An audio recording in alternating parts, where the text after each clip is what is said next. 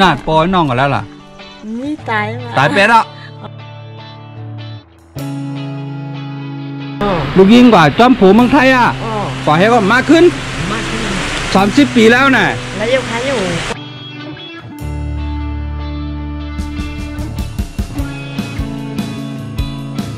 ต้องไปย้อนปั่นน้ำเดียวนั่นคือมึงยิเลยดูก็ให้ดูก็เยอะนั่นก็นั่นน่ะวะ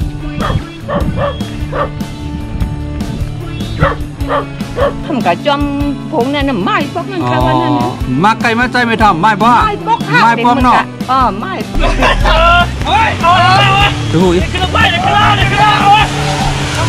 เขาหนาวเปิ้นเท่าที่เปิ้นตายเสียงเอากึดในมันตายนั้นเปิดอย่างในต่ำมีก้อนเฮ็ดก้อนทางมือสูงเจ้าสัทธะเจตนาลีภูมิเสเมตตาและผู้ถ่อมตัวเฮาเขาตั้งเสียงพุทธเสาสอนว่าโลกปัตถมพิตาเมตตาเป็นเครื่องหอบเอาโลกะในไว้ปองว่าเมตตาในเฮ็ดเฮโลกะในลีมวลลีเซอร์ลีอยู่ในเยาวันที่17 เดือนธันวาคม ปี 2020สังฆาซุมมือเมตตาลงซอยกำแถมก้นอ่ำเต็มทนปอกในเป็นปอกกำที่20 หาคาลองลงซอยกำแถมก้นอ่ำเต็มทนปอกกำ20 หาในซุมสังฆามือเมตตาไล่กว่าซอยตีเวงโขคำและเวงกุนเหงผมทั้งหมด2 วัด 4 วันในคา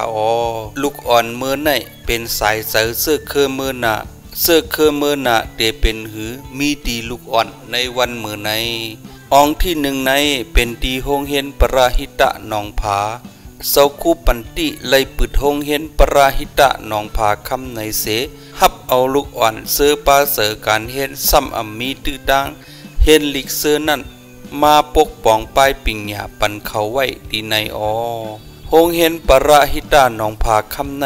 อยู่ในตรงเวงโขคำยามเหลียวมีลูกอ่อนมาเฮียนลิกหมอก30 ปลายเฮาคาไล่ลงซอยกำแถมโคของอันโหลเซอร์โหลกิน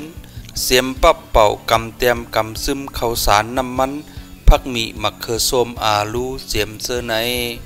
นอกเสในไล่ตานเงินตาเซอร์ตื้อในโฮงเฮียนตา100,000 เปียในคา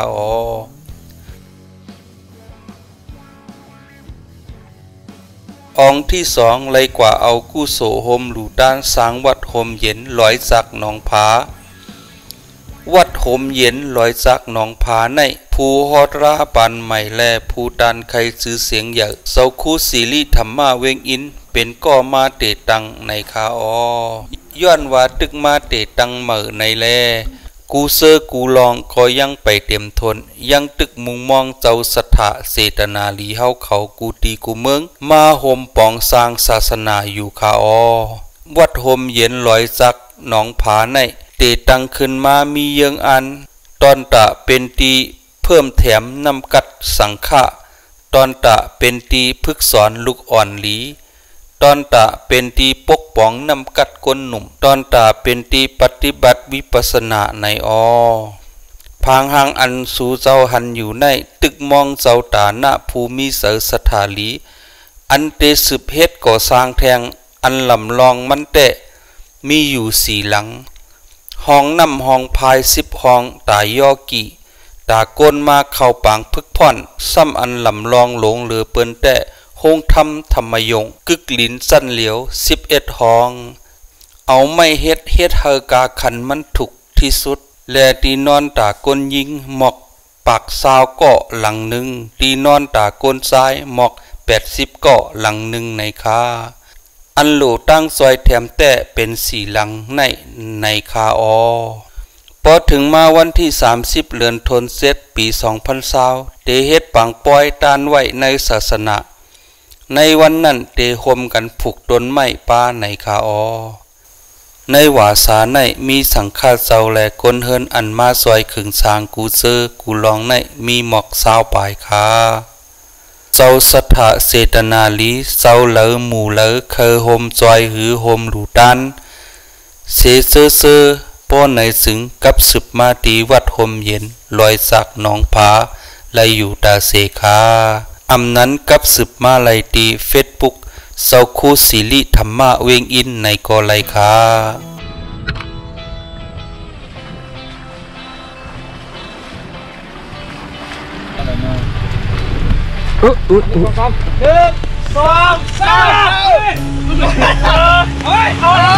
ดูอีก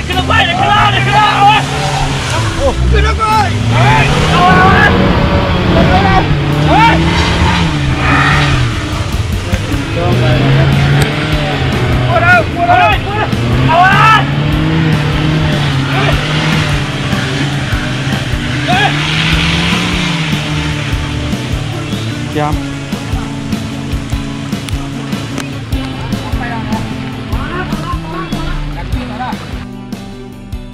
วันกุ้งเปาเอิงลายกามเจเวงกุนเฮงมีก้นอ่ำเต็มทนกับกินขันเจอเจมกูลองตา14เฮินมางเฮินเป็นก้นเท่าอยู่เศร้าก็เหลียวลูกล่างกว่าเมืองไทยเสลืมแปดไลซอยแถมโคกินโคเยี่ยมการหนังวักมาหาไลมีข้าวสารน้ำมันผักหมี่มะเขือส้มอาลูซากวานเจมเซอร์ในอ๋อ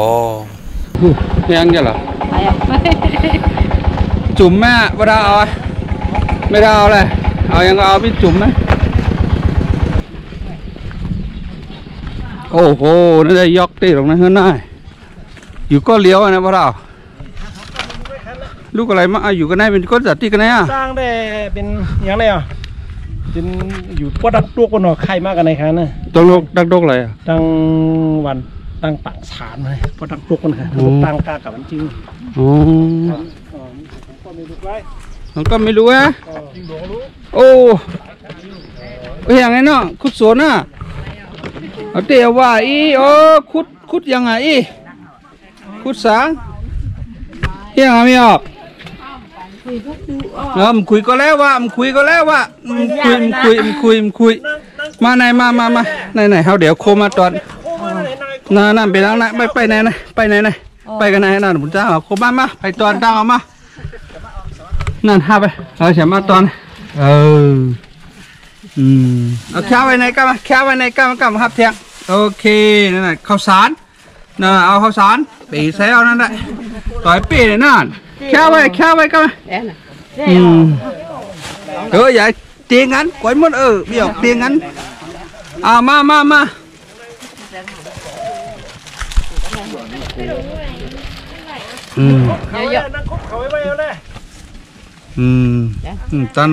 tan nào ạ cái do mày nắng vẫn chút ạ mày nắng ok nắng pong chờ khao về lại bên hang leo bọc leoมันหยาบมันเจาะแนมไอ้ยานี่น่ะยาวอ่ะน่ะยาแห้งแนมเปิ้นหนาวโคกคืนน่ะมีเท่าไหร่ก็2 ก้อนมี2 ก้อนแม่ลูกน่ะอ๋อยาแห้งเอาไว้แทนเนาะซับตีนมาน่ะซับตีนตื้อว่ะนั่นช่วงคาในเป็นใบที่โลช่วงคาในหมอว่าที่โนก็หมอดีอ่ะหมอก็เตือกหมอนเนาะถ่ายอะไรใส่คำเล็กจะไปความkhông biết sợ họ khứอยู่ตาสีนี่วะเอาสู้มา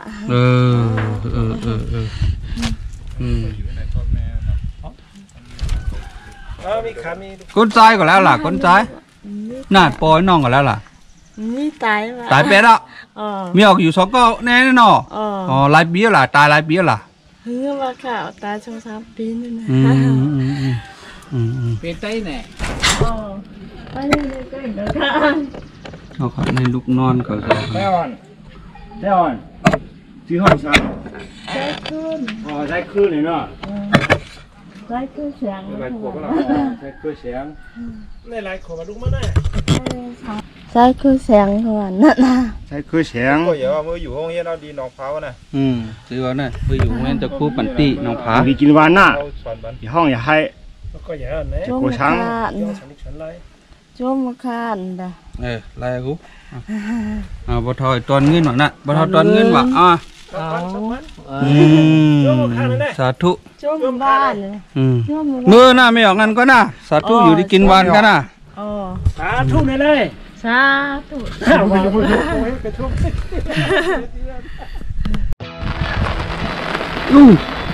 อันนี้ปวดนะก่อนเนาะสมมติ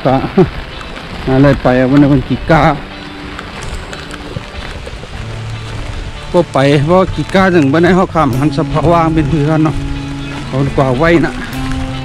แล้วใครยอมลงทุนไปเอา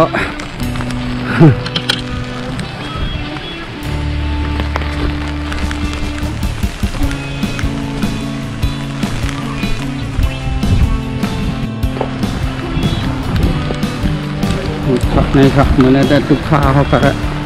ยาฝนนะครับเนาะว่าเพวะเพก็อะไรก็แบบเพที่เพื่อนนะเพื่อนไหนน่ะเพื่อนไหนน่ะอ๋อปะในเพื่อนไหนวะ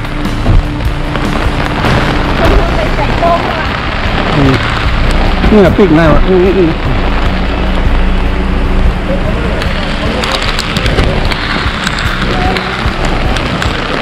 นี่แหละเพื่อนนี่ล่ะ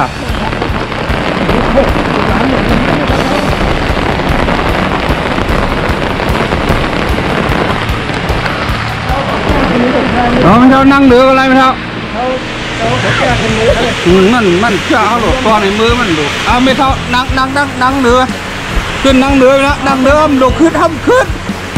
หยุ่มกว้านมันนี่ผมมาหน่อยรอไม่ละตัวนะที่ไม่เท่าใครเกียบก็น่ะใช่ครับเพิ่งออกอ๋อเพิ่งเนี่ยไม่ต้มเผาอ๋อลูกไม่เท่ากับไรมั่วล่ะไม่เท่าอยู่ก็เหลียวไอ้หนอลูกยิ่งกว่าจอมผูเมืองไทยอ่ะกว่าให้ก็มากขึ้น30 ปีแล้วน่ะแล้วยังขายอยู่ก็คุยไปอ๋อสืบพวกมาหาไม่เท่าฮะข้างน้องก๊กส่งเงินมาปันน่ะส่งไปน้องก๊กเขามีเขาได้ค่าเลยเขาว่าให้นั่นนอนี่ลูกยิ่งหลายก็เหลียวน่ะ3 ก็ค่ะ3 ก็ก่อนเมืองไทยหมดอ๋อมาใจไม่ถอยเพราะอะไร30วันเนาะตั้ง3 ก็อ่ะตั้ง3 ก็มี4 ก็ในลูกก็เมืองไทยเป็นอะไรนี่อ๋อลูกไปเดียวไม่เท่ากับตั้งหันหน้าหันตาทั้งโหก็ลูกเมฆก็ลูกเมียวขึ้นไม่เท่าอยู่ก็เหลียวแน่นอนพร้อมหาเลขไม่เท่าล่ะหวังบอกไปถึงก็มีบานมันหนีอันเพื่อนมีกันในนี้ก็เป็นบนหลูบนตัวหนูเป็นหลูเป็นตัวน้องก็โอเคน่ายเขาสารว่าหลูไม่เท่าหน้ามาสาธุกะสาธุไม่เท่ามาสักกะมีมวลน่ะเขาสารแล้วถั่วเหลืองมีน้ำมันมีมวลถั่วเน่าอย่างมีในไม่เท่าหน้าตัวแถมมันนับต่อมากอ่ะจะได้ไม่เท่าลูกมึงปั่นมาหอดแน่มต่อฮะเจอฮะป้อมมียังอ่านมีใส่สถาแห้งหัดหานได้หอมมาหอดอะไรจะแนวเอาแน่เขาตั้งแต่มีคนกินน้ำหนาเลยเขาก็มาหอดมีปอหลวงเข้าปั่นเส้นไม้ไว้นะโอเคแล้วครับสาธุไม่ได้มือไม่นับไม่ได้สาธุค่ะเอาค่ะโอ้บัวนี่มีหลายเฮือนหาไหนมีตั้งหมดหลังเฮือนมี10 เฮือนเนาะคืออันตั้งหมดน่ะทั้งหมดมี14 ค่ะทั้งหมดเจอตั้งหมดอ่ะตั้งเสียงค่ะ3 ปากไป3 ปากไปเนาะ60ค่ะอยู่ในเหน่ของกุนเฮงน่ะในเวียงกุนเฮงครับเนี่ยค่ะจากกับมีกี่หิมจิ๋งตับมาหังนั่นก็น้ำจังเลยกุนเฮงตับกันนะครับก็เป็นปู่เฮงกันได้หลายปีแล้วล่ะครับตัวเหลือแต่ทวนเท่าหน้าก็อยู่นั่นเนาะเท่าหน้าเฮ้หลวนตาอะไรเฮ็ดไป4 ปีแล้วแต่เดี๋ยวก็ทำ2 ก็คาไว้คันนี้เฮ็ดฝ่ายก็โป้ให้ก็เฮ็ดแทงทำป้อมหรือปูนในคันนี้ก็เอาปอกคือเป็นไหนข้ามเฮ็ดเอาครับเฮ็ดแล้วเนาะเฮ็ดปี2 ก็เกี่ยมมันเดตามมันนั่นครับขึ้นไป4 ก็เนื้อกล่องอีฮะนะนี่ไปนั่นก็คาได้มันเหมือนจังหวะเลยจืดจังไว้เลยมันบาดที่กันนะ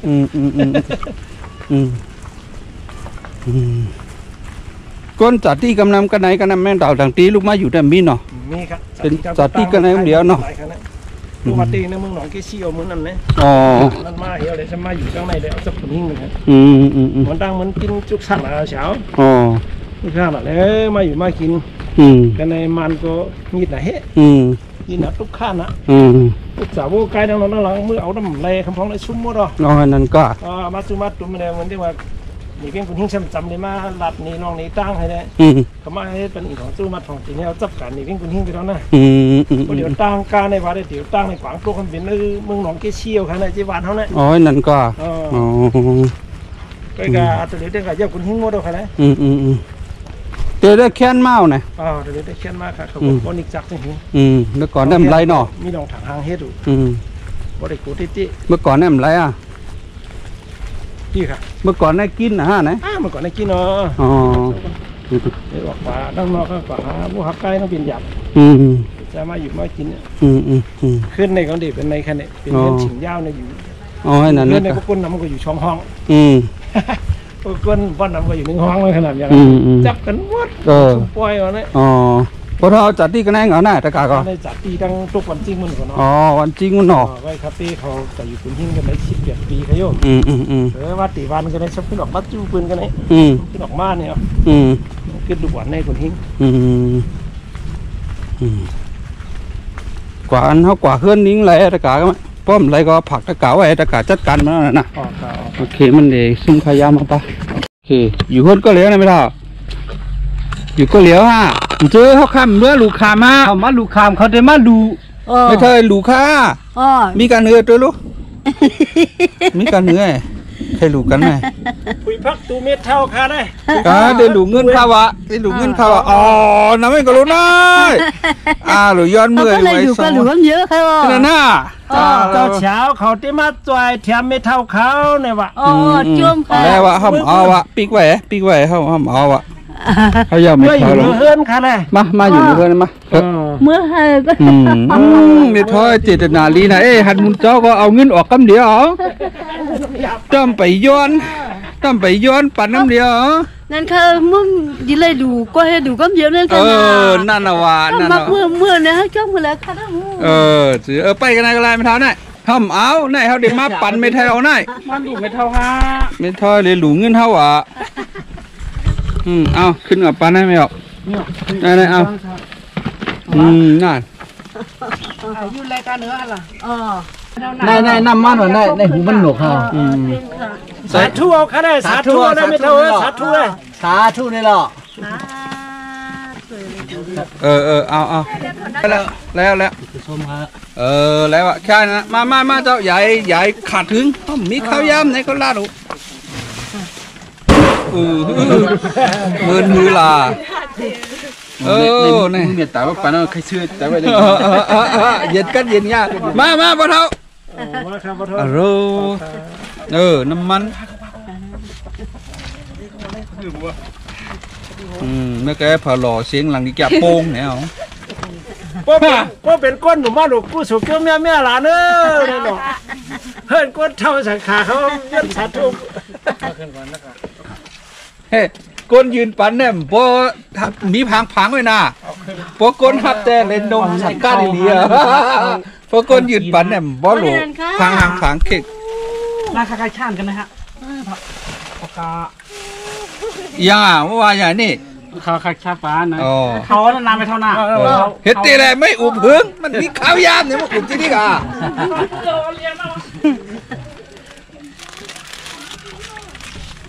แล้ว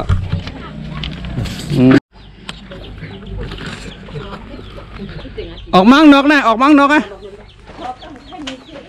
นุ่งไงเจ้าสาวเขาเนี่ยในวัยนั้นทำดีสูงให้เจ้าสาวเขาย้อนเป็นทางมากุนทำมีอะไรเอามาโลกุนไปเพียวไม่เท่าว่าสั่งหีเอาไม่เท่าชักกันเหนือไปได้76ค่ะวันนี้อยู่ก็เหลียวมาหึงแล้วยังไงได้7 เดือน8 เดือนนี่เขาเยอะเมื่อก่อนมีบ่เท่าอยู่จ้อมเนาะเท่าหนังกันนั่นแค่ยังเฮ็ดชังขายคำจุดช่องเท่ากันนี่ลูกมีหลายก็ลูกมี chỉ có mi há con này หาก็ไปลุยก้อนน่ะ đủ con bị đúng nè này ทำสีก้อมีอะไรเดี๋ยว miอยู่ก้อยดังห้องบนหิ้งก็เป็นน้อยเฮินก้อยค่ะ ทำมีอะไรแทง ทำกับขึ้นคุยบนจังในพองค่ะ ทำมีอะไรแทง อันนั้นนะทำกับจอม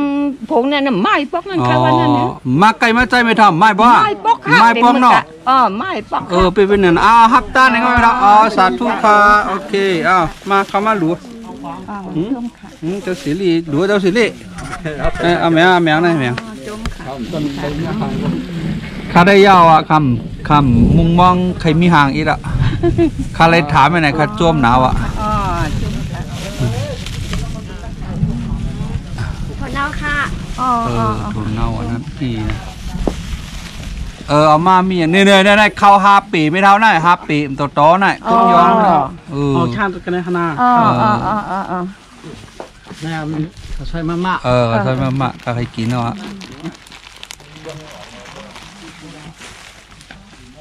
จุ้มค่ะจุ้มจุ้ม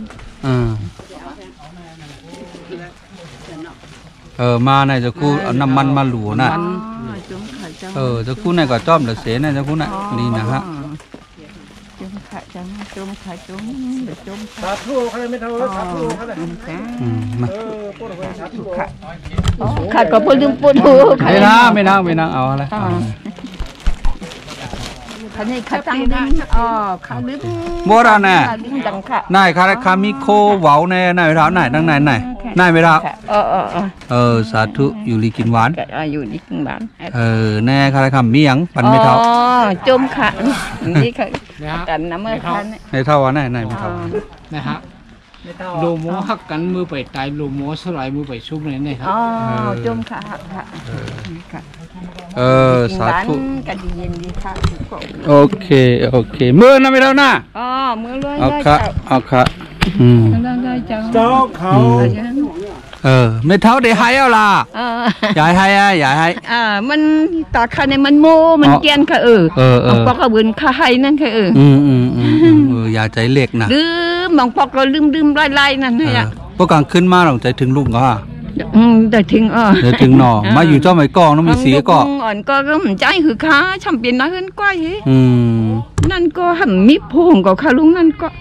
ขาหั่นกุกค่ะเมื่อไปเท่าน่ะสาธุอยู่นี่กินวัดเอาค่ะน่ะยาหวานนะในยาแห้งน่ะกินวันไม่เม็ดนะเปิดครบคืนเปิดไข่หนาวหางหินเส้นไหนต้องไปกินนะโอเคเมื่อไปเท่าสาธุค่ะสาธุค่ะเจ้าพวกเขาได้ตั้งปอชามีชาเขาเป็นตั้งเมืองปั่นบนนั้นน่ะมาหลุมมาจอยแถมน่ะจุมสังฆ่ามือเมตตาในวะจุมขาเมื่อไม่ครับฝังวันนึงอ่ะ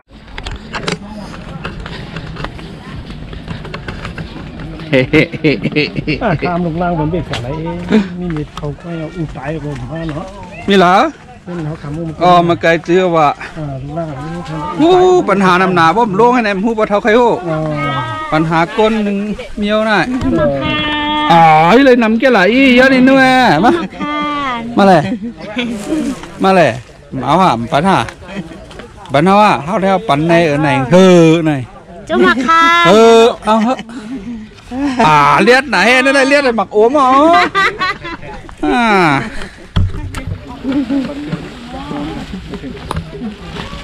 ทำมือโอ้ในไม่ทอยนึงแค่เท่าไหนดูลูก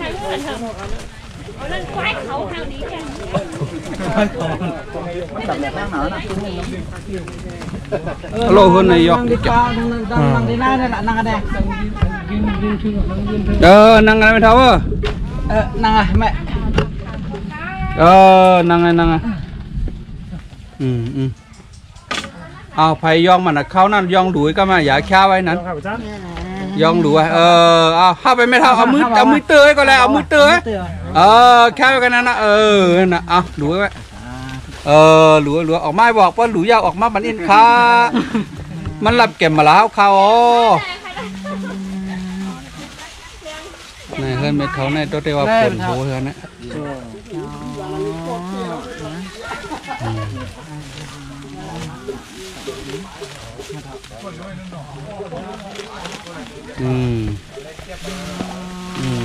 ในกันตัว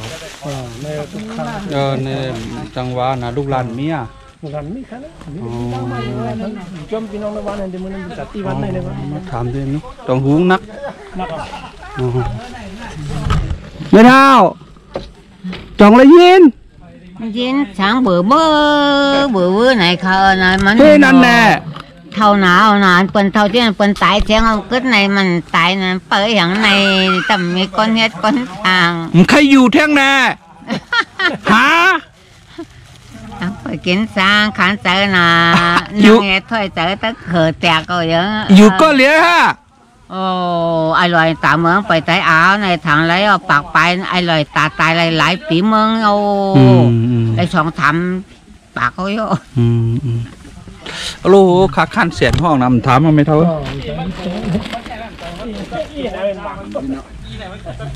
นั่นเวลาดูเงินไว้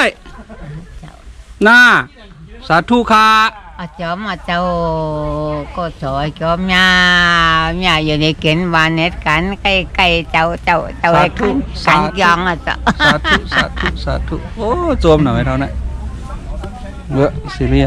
ฮัลโหลอยู่ก็เหลียวนะเพื่อนน้องก็ยักหน้าเจ้านั่งในก็ไหลลุกนั่งในแค่กันนั่งแค่กันก็ไหลแค่ไปนะกำติดต่อเลยตัวคือน้ำไปเท่าไว้นั่นปิดทักปันนั่นปิดทักปันข้าวสารนั่นเอานั่นเดี๋ยวเสียเขานายมา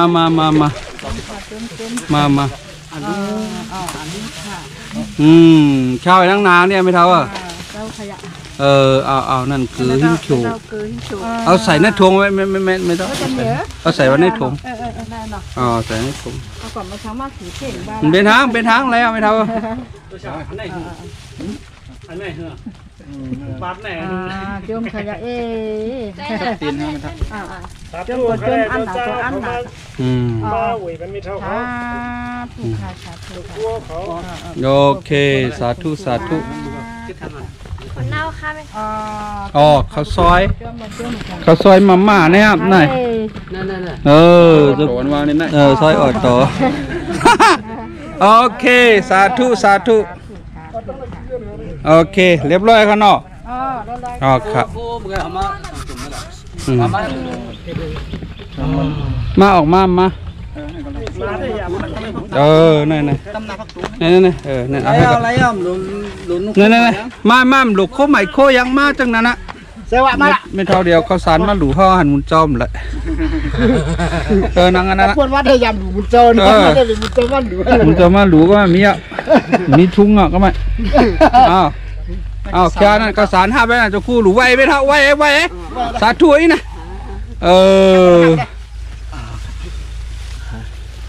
ตั้มไปละ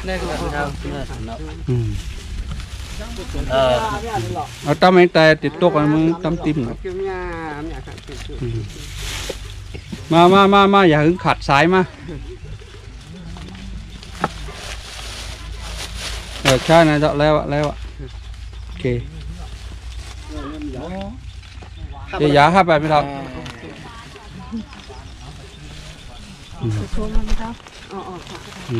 ข้าวก็เต็มหมดอ่ะนี่ก็อันไทยกูบอกอันนี้บัวหงไม่ทับสาธุไว้สาธุอันนี้ได้ว้าวอินเนอร์น่าไว้นั่นน่ะมีประมาณหลุมมาตอนจังไหนป้อไม่เท่ามีค่ะมีนอจมมาใครให้อ่ะนะลูกหลานไม่เท่ากับอะไรหมดล่ะลูกค้าได้ก็ให้มีลูกยิงเหมือนกองค่ะมีกองกับที่ไทยเลี้ยงค่ะหากินเจ้าเลี้ยงค่ะนั่น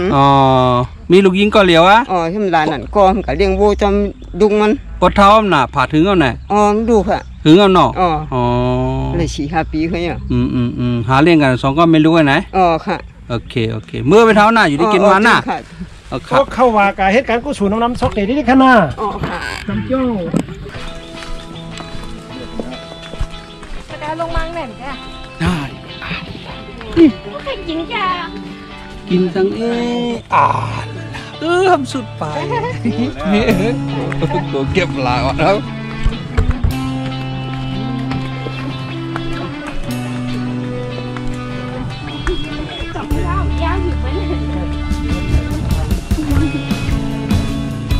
เป็นทรายหมดเลยเป็นทรายดูแล้วครับทับตีนนั่นครับในข้าวสาร5 ปี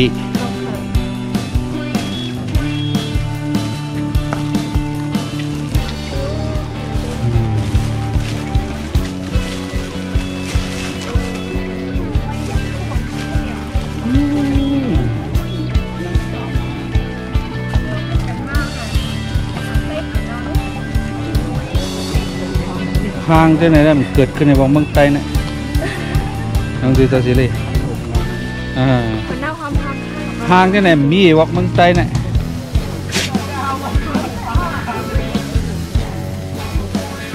นี่ดีกับปันของพี่พวก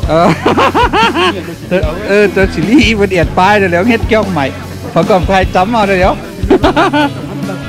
ปีน้าบ่ปีน้องบ่ปลายเหรอ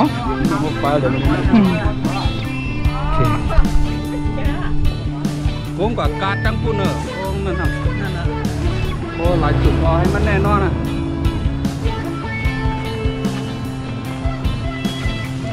พอแล้วมีดในถุงมันกัด2 ลัง 2 เฮือนนะปะนะมาปะนะตั้งต่อ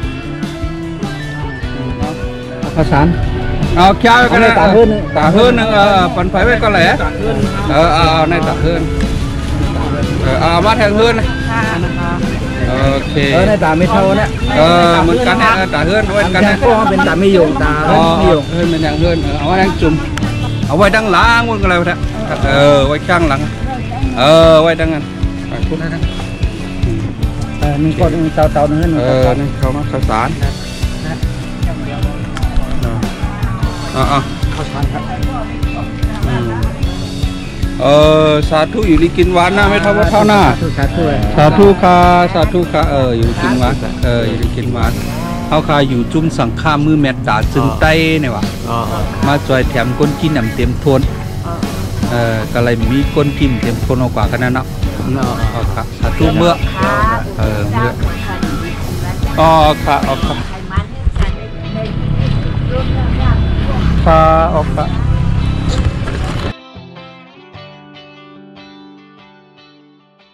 เอากุ่งมุนเจ้าสัทธะเสตนาลีเฮาเขากูเจ้ากูก็ตีกำจอยแถมมาเจอนั่นเตขากูโสอันเกิดขึ้นมาตั้งหมดตั้งเสียงเจอในเฮยย่ำฮอดถึงโหเจ้าสัทธะเจตนาลีเฮาเขาโฮมตั้งผู้ถ่อมตัวเฮาเขาตั้งเสียงกูก็กูโกนมือสุงคาน่าเนี่ยเมียวเอาสวยมาเลย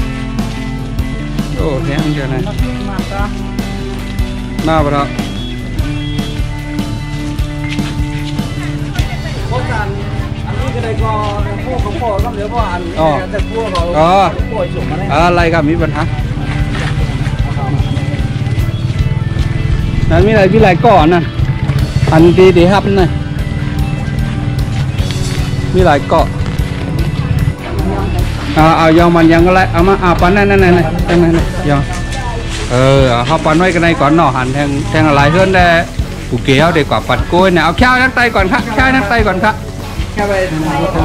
ปันเนี่ยโอเค1 ชุด1 ชุด1 ชุดปันนะอันนี้อะไรเนี่ยได้เป็นก้นเลยชุดโอเคมาบ่ต้องกับปันละบ่เท่าไปเลยปันนั่นเป็นชุดน้ำมันย้อนว่าข้าวยาวมันมีฮะเนาะก็ดีกว่ากูเฮิรนก็มีข้าวยาวมาเนี่ยย้อนว่าปันไม่ผักไว้พอลงกันแนวข้างนอกพอลงดีกว่าตอนปันแน่เนี่ยหรือเช่นก็เพื่อจี้เอาแค่กันนะโอเคเรียบร้อยนะ อ๋อฮะครบบ่รู้ออกดังหลังอ่ะไม่ทำออกก็มาเลยมาไหนมาไหนมาไหนมาไหน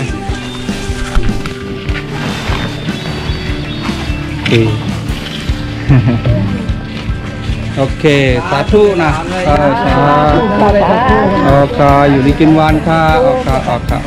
เขาก็ได้ป้นเมื่อนะเอามาไก่เอามาทุกจังเมืองปั่นมันมาเนี่ยต้องเลยอยู่เจ้าแน่นะอยู่ทั้งเมืองปั่นอ๋อเดี๋ยวเมื่อไม่ออกว่าลอยขนาดออกค่ะขนาดเจ้าแน่เป็นเรื่องเอามาช่วงข้าวมาช่วงข้าวลอยเมื่อค่ะกับเมื่อน่ะเมื่อใส่ก็น่ะ